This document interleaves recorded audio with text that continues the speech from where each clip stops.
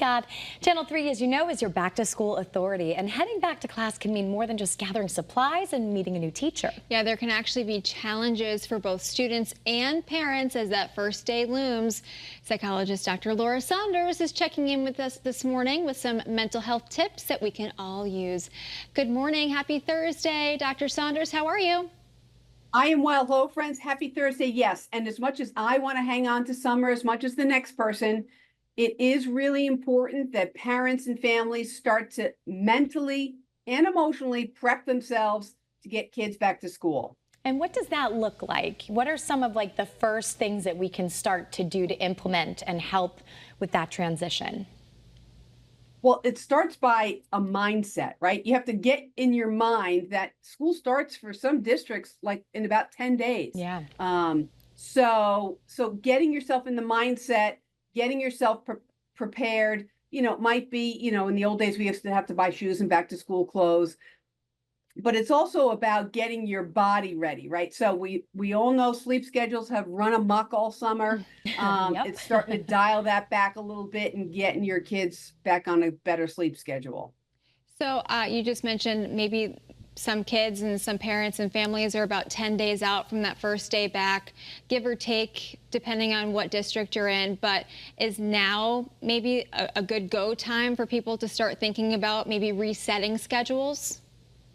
Yeah, I mean, it can take upwards of 2 to 3 weeks to bring back your sleep schedule. And I'm not talking about we're going to bed at midnight, now you're going to bed at 9 o'clock. So you just inch yourself back about 15, 20 minutes a night for the next few weeks and get yourself back ready, because otherwise it's a shock to your mind and your body to have to do drastic changes. Another thing, Doc, that is a little bit of a concern, I think, for parents is, getting them to talk when they come home from school, right?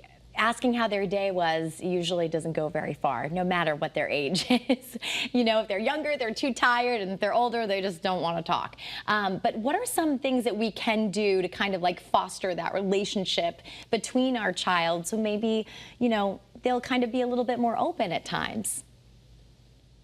Best way to do that is to leave space, right? It's not by peppering them with questions, right? And I make this mistake sometimes too. It's like, I want to know things and here's all my questions and I'd like answers to all these questions. You generally don't get good information like that. It's leaving space. And it might be sharing something like, today I went for a walk and it was so, it was so refreshing for me, right? So sharing something about your day, leaving the space, the emotional space, to allow your child to share something, and it's just waiting for those cues that they're ready to share something. But I can tell you that peppering them with a lot of questions will not get you the information that you want. And maybe just spending some quality time with them now, do you think that that would help at all?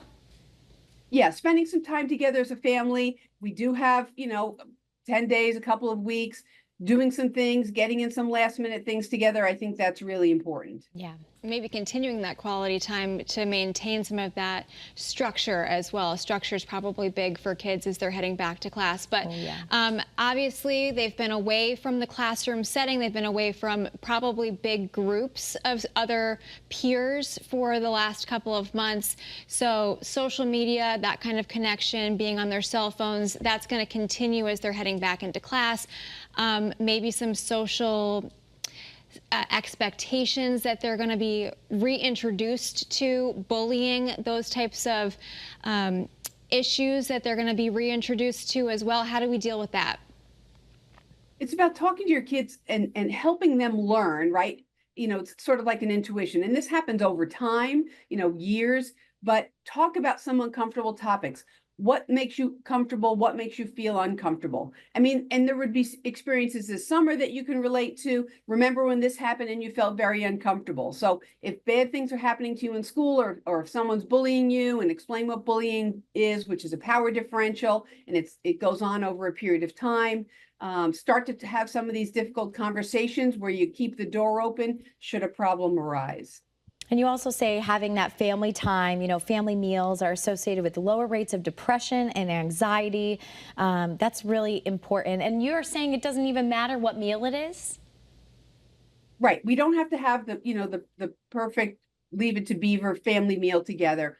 but establishing nights where, on Sunday nights and Wednesday and Thursday nights, you have dinner together, or you have special, you always have pizza night on Friday nights, having some family time and having some routine and regularity to that family time is really important, because that's that emotional space that we're talking about, to share the different things that might come up in your day or in your week. All right, perfect. And then just really quickly, you also recommend having that reliable routine and staying active. Also good tips and advice for people who are getting ready to head back to school. Dr. Saunders, thank you so much. As always, great advice.